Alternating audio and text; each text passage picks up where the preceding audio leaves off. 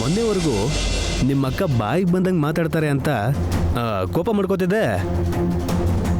ಇವತ್ತೇನು ಅದ್ಭುತ ಆಶ್ಚರ್ಯ ನಡೆಯುತ್ತೆ ಅಂತ ಹೇಳ್ತಾ ಇದೀಯಾ? ಒಂದೊಂದಿನ ಒಂದೊಂಥರ ಇರ್ತೀಯಲ್ಲ ಸುಮನ ನೀನು. ನೀವು ಕೂಡ ಹಾಗೆ ಇದ್ದೀರಲ್ವಾ? ನಿನ್ನೆವರೆಗೂ ಅಮ್ಮ ನೋಡ್ತಾರೆ ಮಾವ ನೋಡ್ತಾರೆ ಅಂತ ಹೆದರ್ಕೋತಾ ಇದ್ರಿ. ಇವತ್ತು ನಿಮ್ಮಮ್ಮ ಹೇಳಿದ್ದಕ್ಕೆ ನನ್ನ ಹೆದರ್ಸ್ತಾ ಇದ್ದೀರಾ? ಆ ಥರ ಏನೂ ಇಲ್ಲ ಸುಮನ. ನಿಜ ಏನು ಅಂತಂದ್ರೆ ಇನ್ನೇನು ಹೇಳ್ಬೇಡಿ, ನನ್ನ ಹೋಗಕ್ ಬಿಡಿ. ನೀವು ಬರ್ಲಿಲ್ಲ ಅಂದ್ರೂ ಪರವಾಗಿಲ್ಲ, ನಾನೇ ಹೋಗಿ ನೋಡ್ತೀನಿ. ಒಂದು ನಿಮಿಷ ಸುಮನ, ನಾನು ಹೇಳೋದನ್ನ ಕೇಳು. ಹೇಳಿದ್ದೆ ಹೇಳ್ತಾ ಇದ್ದೀರಾ. ನನ್ಗಂತೂ ಇಲ್ಲಿರಕ್ಕಾಗಲ್ಲ. ನಾನು ಹೋಗ್ತೀನಿ, ದಯವಿಟ್ಟು ನನ್ನ ತಡಿಬೇಡಿ, ನಿಮಗೆ ಕೈ ಮುಗಿತೀನಿ. ಸುಮನ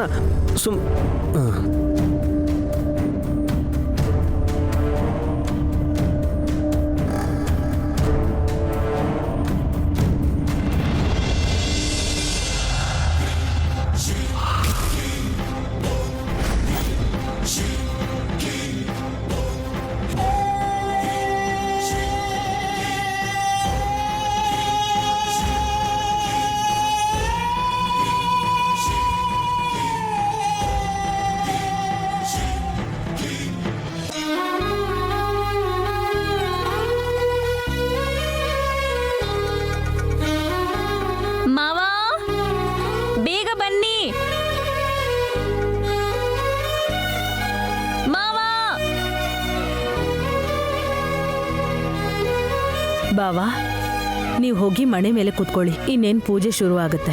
ಹಾಗೆ ಆಗ್ಲಿ. ಇರಣ್ಣ, ತಿಲೋತ್ತಮ ಅತ್ತಿಗೆ ಬರ್ತಾರೆ. ಇಬ್ರು ಒಟ್ಟಿಗೆ ಒಂದೇ ಸಲ ಕೂತ್ಕೊಳ್ಳೋರಂತೆ. Hello ದುರ್ದು aunty, ಮರ್ತೋಯ್ತಾ? ಮಾವನ್ ಪಕ್ಕ ಕುತ್ಕೊಳ್ಳೋದು ತಿಲೋತ್ತಮ ಅತ್ತೆ ಅಲ್ಲ, ಗಾಯತ್ರಿ ಅತ್ತೆ.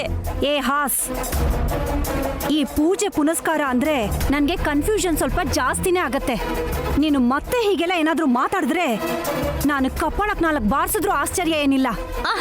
ನಾವಿಬ್ರು ಜಿದ್ದಿನ ಆಮೇಲೆ ಮಾಡೋಣ. ಮಾವ ಈಗ ಬಂದು ಕುತ್ಕೊಂಡ್ರೆ ಆಮೇಲೆ ಗಾಯತ್ರಿ ಅತ್ತೆ ಬಂದು ಜಾಯಿನ್ ಆಗ್ತಾರೆ. ನೈನ್ ಹೇಳಿದ್ ಮರ್ತೋಯ್ತಾ ಏನು?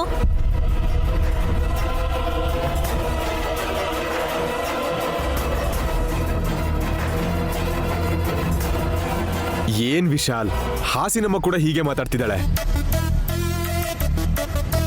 ನಯನಮ್ಮ ಏನೋ ಬಾಯಿಗೆ ಬಂದಿದ್ ಮಾತಾಡಿದ ಮಾತ್ರಕ್ಕೆ ಅದ್ ಹೇಗ್ ನಿಜ ಆಗುತ್ತೆ? ಗಾಯತ್ರಕ್ಕ ಹೇಗ್ ಬಂದು ಕೂತ್ಕೋತಾರೆ?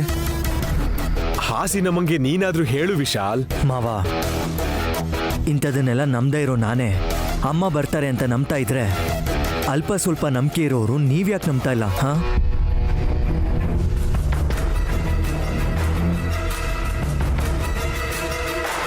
ಇಷ್ಟಕ್ಕೂ ಅಮ್ಮ ಬರಬೇಕು ಅಂತ ಆಸೆ ಪಡೋದ್ರಲ್ಲಿ ತಪ್ಪಿಲ್ವಲ್ಲ?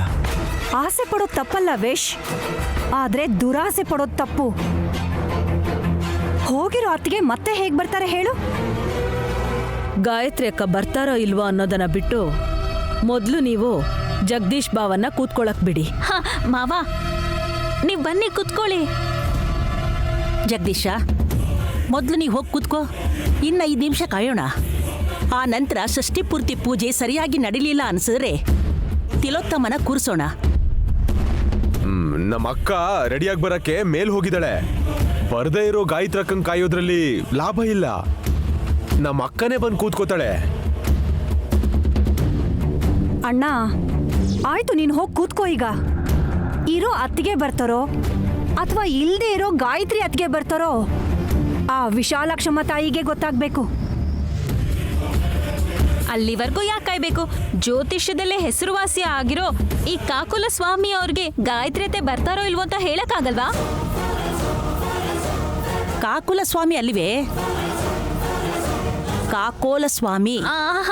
ಅಯ್ಯೋ, ಕ್ಷಮಿಸ್ಬಿಡಿ ಸ್ವಾಮಿ, ಕ್ಷಮಿಸ್ಬಿಡಿ. ಅಂದ್ಕೊಂಡಿದ್ದ ಕಾರ್ಯ ಪೂರ್ತಿ ಆಗೋವರೆಗೂ ಯಾರು ಏನೇ ಅಂದ್ರೂ ನಾನು ತಲೆ ಕೆಡಿಸ್ಕೊಳ್ಳಲ್ಲ.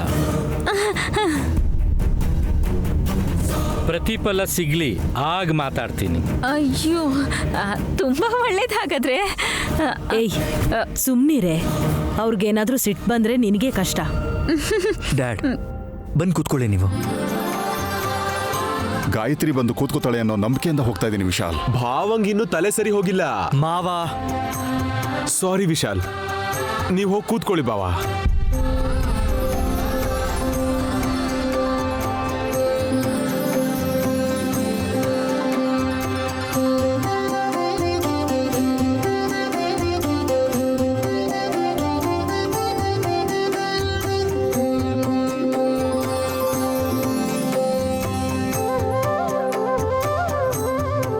ಸುಹಾಸಿನಿ,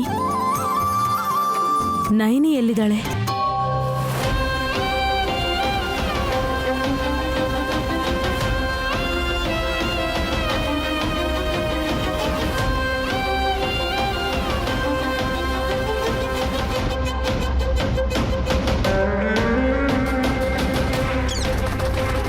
ಯಾಕೆ ನೈನಿ ಅಷ್ಟು ಗಾಬರಿ ಆಗಿದ್ಯಾ?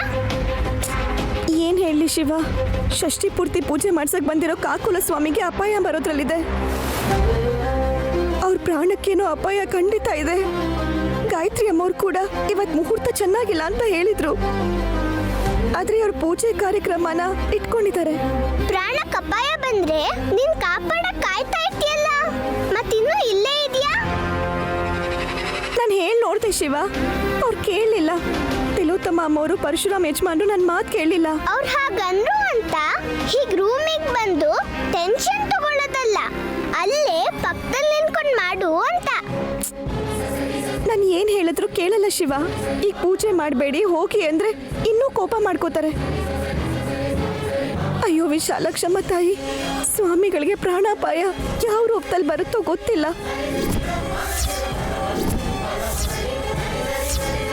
ಓಂ ಹಿರಣ್ಯವರ್ಣಾಂ ಹರಿಣೀಂ ಸುವರ್ಣರಜತಸ್ರಯಾಂ ಚಂದ್ರಾಂ ಹಿರಣ್ಮಯೀಂ ಲಕ್ಷ್ಮೀಂ ಜಾತವೇದೋ ಮಮಾವಹ ತಾಂ ಆವಹ ಜಾತವೇದೋ ಲಕ್ಷ್ಮೀಮನಪಗಾಮಿನೀಂ ಯಸ್ಯಾಂ ಹಿರಣ್ಯಂ ವಿಂದೇಯಂ ಗಾಮಶ್ಯಂ ಪುರುಷಾನಹಂ ಅಶ್ವಪೂರ್ವಾಂ ರಥಮತ್ಯಾಂ ಹಸ್ತಿನಾದ ಪ್ರಬೋಧಿನಿ.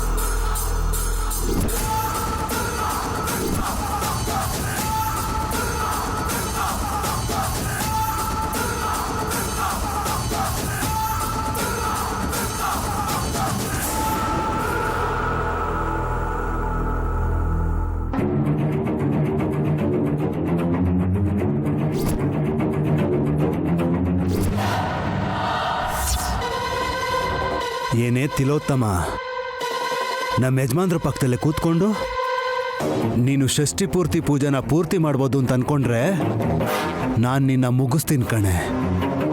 ಇವತ್ತು ನಿನ್ನ ಪ್ರಾಣ ತೆಗಿಲೇಬೇಕು ಅಂತ ಎಲ್ಲ ಏರ್ಪಾಟು ಮಾಡಿದ್ದೀನಿ. ನೀನು ಮನೆ ಮೇಲೆ ಕೂತ್ಕೊಳ್ಳೋದು ಒಂದೇ ತಡ, ನಿನ್ನ ರಕ್ತ ಜಲಪಾತ ಥರ ಹರಿಯುತ್ತೆ. ನನ್ನ ಪ್ರತಿಕಾರ ದಾಹ ಕೂಡ ಆರೋಗುತ್ತೆ. ತಿಲೋತ್ತಮ, ಇಲ್ಲಿ ನಡೀತಿರೋದು ಷಷ್ಠಿ ಪೂರ್ತಿ ಪೂಜೆ ಅಲ್ಲ, ನಿನ್ನ ಸಾವಿನ ಪೂಜೆ. ನಿನ್ನ ಪ್ರಾಣ ಹೋದ್ರೆ ಹೇಗಿದ್ರು ನಿನ್ನ ಶವಕ್ಕೆ ಅಲಂಕಾರ ಮಾಡ್ತಾರೆ. ಇವಾಗ ನೀನು ಮೇಕಪ್ ಮಾಡೋದನ್ನ ಬಿಟ್ಟು ನೀನು ಬೇಗ ಬಂದು ಯಜಮಾನ್ರ ಪಕ್ಕದಲ್ಲಿ ಕೂತ್ಕೋ. ಶುರುವಾಗುತ್ತೆ ನಿನ್ನ ಮಾರಣ ಹೋಮ. ಓಂ ಸಹಸ್ರಶೀರ್ಷ ಪುರುಷಃ ಸಹಸ್ರಾಕ್ಷ ಸಹಸ್ರಪಾತ್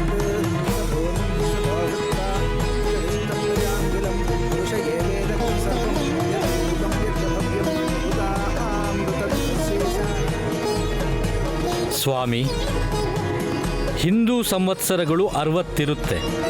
ಪ್ರಭವ ಸಂವತ್ಸರದಿಂದ ನಿಕ್ಷಯ ಸಂವತ್ಸರದವರೆಗೂ, ಅಂದರೆ 60 ಸಂವತ್ಸರಗಳ ನಂತರ ನಾವು ಹುಟ್ಟಿದ ಸಂವತ್ಸರ ಮತ್ತೆ ಬರುತ್ತೆ.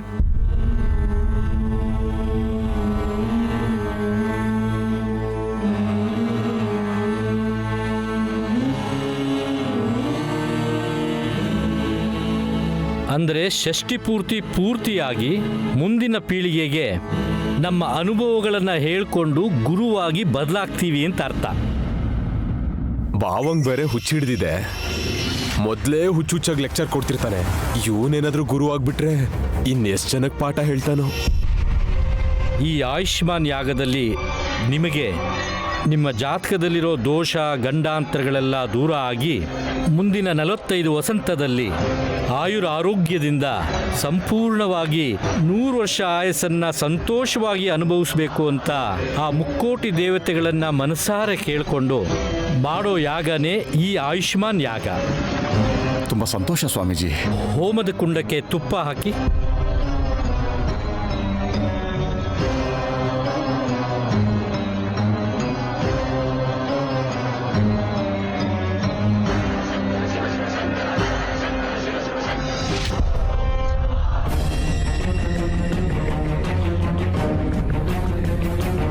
ಇನ್ನು ಕೆಳಕ್ ಹೋಗ್ದೆ ಇಲ್ಲೇ ಯಾಕೆ ನಿಂತ್ಕೊಂಡಿದ್ಯಾ ನೈನಿ?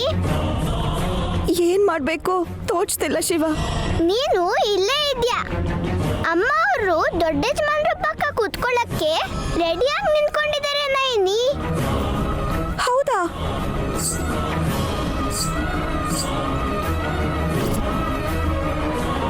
ಬಾಯ್ ತೆಗ್ ನನ್ನನ್ನ ಯಾಕೆ ನೋಡ್ತೀಯಾ? ಸ್ವಲ್ಪ ಆ ಕಡೆ ತಿರುಗಿ ನೋಡು.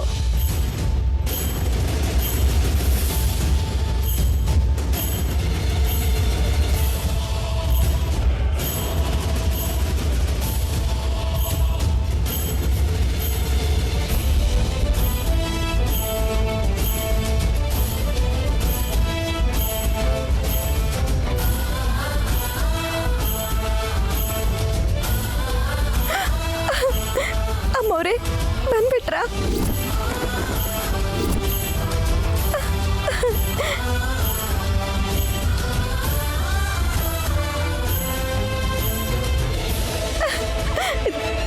ನಾನಿಟ್ಟಿದ್ದ ಸೀರೆನ ಅಂತೂ ಉಟ್ಕೊಂಡ್ರಿ ನೀವು.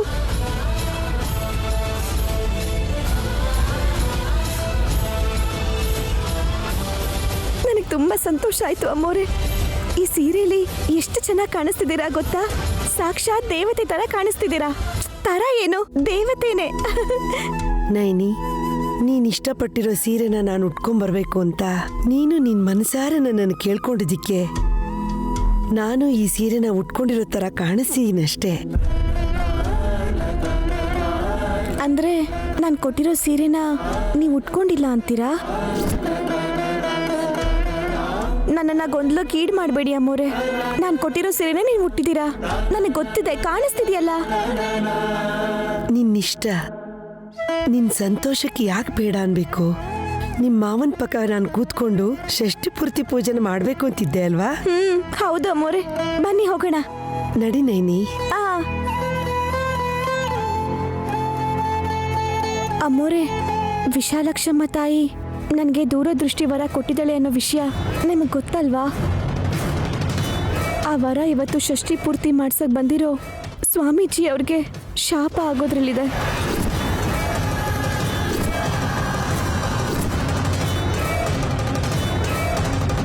ಅವ್ರ ಪ್ರಾಣಕ್ಕೆ ಏನೋ ಗಂಡಾಂತರ ಇದೆ ಅಮ್ಮೋರೆ. ಹೌದು ಅಮ್ಮೋರೆ, ನೀವು ಹೇಳ್ದಾಗೆ ಇವತ್ತು ಮುಹೂರ್ತ ಚೆನ್ನಾಗಿಲ್ಲ. ಆದ್ರೂ ಸರಿ, ಆಯುಷ್ಮಾನ್ ಯಜ್ಞನ ಮಾಡಕ್ ಶುರು ಮಾಡಿದ್ದಾರೆ. ಸ್ವಾಮೀಜಿ ಅವರ ಆಯಸ್ಸು ಮುಗಿಯುತ್ತೇನೋ ಅಂತ ನನಗೆ ಭಯ ಆಗ್ತಿದೆ. ಯಾರ ಆಯಸ್ ಹೋಗುತ್ತೋ, ಯಾರ ಸಮಯ ಹತ್ರ ಬಂದಿದ್ಯೋ ಏನೂ ಹೇಳಕ್ಕಾಗಲ್ಲ ನೈನಿ. ಒಬ್ಬರಿಗೆ ಪ್ರಾಣ ಸಂಕಟ ಇದ್ರೆ ಇನ್ನೊಬ್ಬರಿಗೆ ಪ್ರಾಣ ಉಳಿಬೋದು ನೈನಿ. ವಿಶಾಲಕ್ಷಮ್ಮ ತಾಯಿ ದಯೆ ಹೇಗಿದ್ಯೋ ನೀನು ಗಾಬರಿ ಆಗ್ಬೇಡ. ನೀನೀಗ ಏನು ಹೇಳಿದ್ರು ಅವರೆಲ್ಲ ಅನುಮಾನ ಪಡ್ತಾರೆ. ಬ್ರಹ್ಮ ಬರ್ದಿರೋ ಹಣೆ ಬರಹ ಯಾರು ಅಳಿಸಕ್ಕಾಗಲ್ಲ.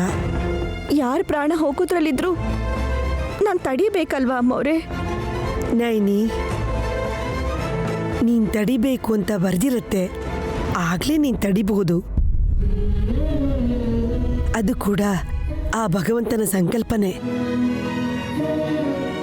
ಅದು ಗೊತ್ತಿಲ್ಲದೆ ನೀನ್ ಏನೋ ಮಾಡಬೇಕು ಅಂತ ಅವಸರ ಪಟ್ರೆ ಉಪಯೋಗ ಇಲ್ಲ. ಮುಂದೆ ಹೆಜ್ಜೆ ಇಡು, ನಡೆಯೋದನ್ನ ತಪ್ಸಕ್ಕಾಗಲ್ಲ. ಅಂದ್ರೆ ಬೇಗ ಪೂಜೆನ ಮುಗಿಸಿ ಸ್ವಾಮಿಗಳು ಮೊದಲು ಇಲ್ಲಿಂದ ಹೋದ್ರೇನೆ ಒಳ್ಳೇದು. ಮೊದಲು ಪೂಜೆ ಪೂರ್ತಿಯಾಗಕ್ ಬಿಡು ನೈನಿ. ಹೌದಮ್ಮೋರೆ, ಬನ್ನಿ. ಈ ಷಷ್ಠಿ ಪೂರ್ತಿ ಪೂಜೆಗೆ ನಿಮ್ಮನ್ನು ಸ್ವಾಗತ ಮಾಡಬೇಕು ಅಂದ್ಕೊಂಡಿದ್ದೀನಿ. ಬನ್ನಿ ಬನ್ನಿ ಬನ್ನಿ ಬನ್ನಿ ಅಮ್ಮೋರೆ.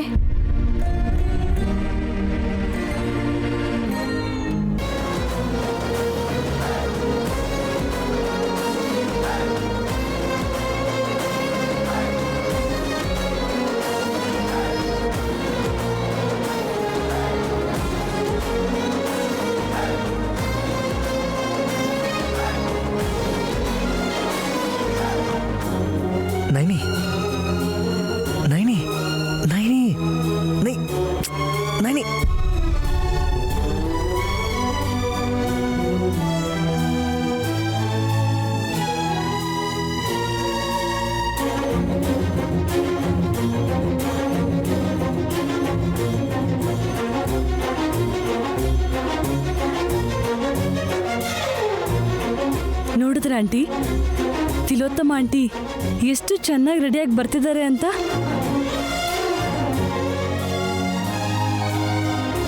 ಪಾಪ ನೈನಿ ಗಾಯತ್ರಿ ಆಂಟಿ ಬರ್ತಾರೆ ಅಂತ ತುಂಬಾ ಆಸೆ ಇಟ್ಕೊಂಡಿದ್ಲು. ಏನಮ್ಮ ಹಾಸಿನಮ್ಮ, ಗಾಯತ್ರಕ್ಕ ಬರ್ತಾರೆ ಅಂತ ನೈನಿಗ್ ಸಪೋರ್ಟ್ ಮಾಡ್ದ್ಯಲ್ಲ, ಎಲ್ಲಿದ್ದಾರಮ್ಮ ಗಾಯತ್ರಕ್ಕ?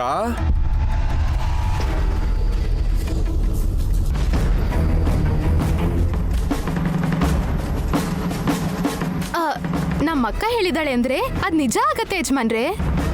ನೀನ್ ಸುಮ್ನಿರಮ್ಮ.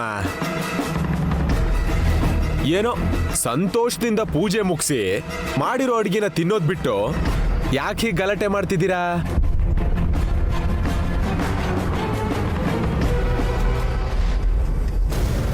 ನೈನಿ, ಏನ್ ನೀನು ಡ್ಯಾಡ್ನ ನೋಡ್ದೆ ಹಾಗೆ ಹೋಗ್ತಿದ್ಯಲ್ಲ? ಇಲ್ಲ ಯಜಮಾನ್ರೆ, ಬಂದೆ ಅಲ್ವಾ, ಈಗ ನೋಡ್ತೀನಿ. ಸ್ವಾಮೀಜಿ ಹಾಕಿರೋ ಮಂಡಲದಲ್ಲಿ ನೈನಿನ ನಿಲ್ಲಿಸ್ಬೇಕು.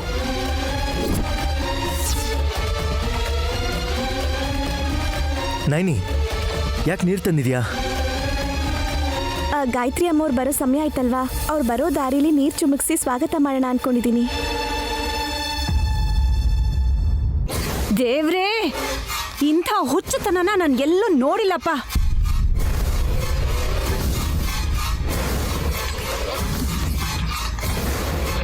ನೈನಮ್ಮ, ಗಾಯತ್ರಕ್ಕ ಬಂದ್ಮೇಲೆ ನೀನು ಗಂಧದ ನೀರು ಹಾಕ್ತೀಯೋ ಅರ್ಶನದ ನೀರು ಹಾಕ್ತೀಯೋ ನಿನ್ನಿಷ್ಟ. ನೀನೀಗ ವಿಶಾಲ್ ಪಕ್ಕ ಬಂದು ನಿಂತ್ಕೋ. ಅದು ಹಾಗಲ್ಲ, ಗಾಯತ್ರಿ ಅಮ್ಮವರು ಬರ್ತಿದ್ದಾರೆ. ಅಬ್ಬಾ, ಈ ನೈನಮ್ಮ ಎಷ್ಟು ಹೇಳಿದ್ರು ಅಲ್ಲಿ ನಿಂತ್ಕೊಳ್ದೆ ಆವಾಗಿಂದ ಇಲ್ಲೇ ನಿಂತ್ಕೊಂಡಿದ್ದಾಳಲ್ಲ.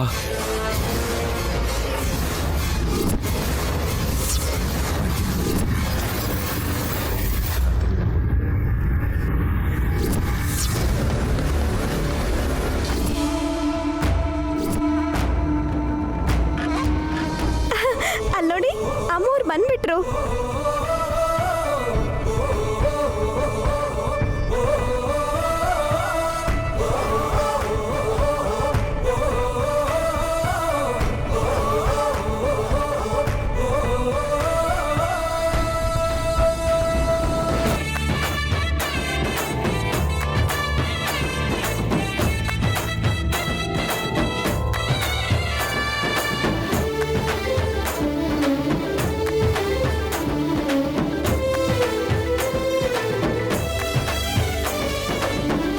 ಅಮ್ಮೋರೆ,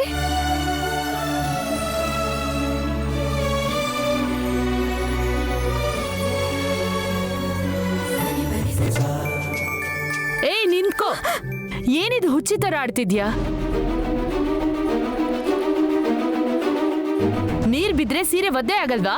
ಛೇ ಅಶು, ಛೇ.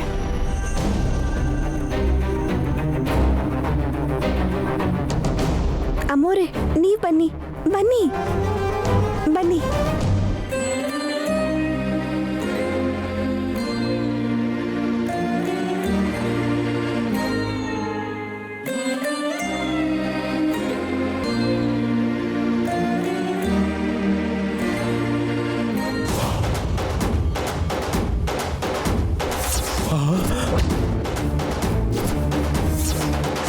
ಅಯ್ಯೋ ಅಕ್ಕ,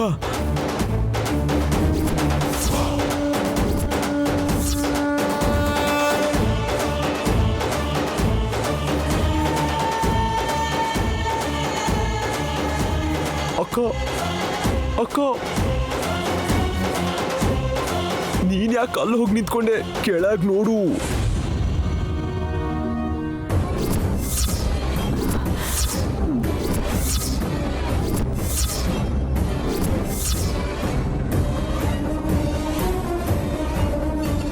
ಶಿಟ್, ನಾನು ಯಾಕೆ ಇಲ್ಲಿ ಬಂದು ನಿಂತ್ಕೊಂಡೆ?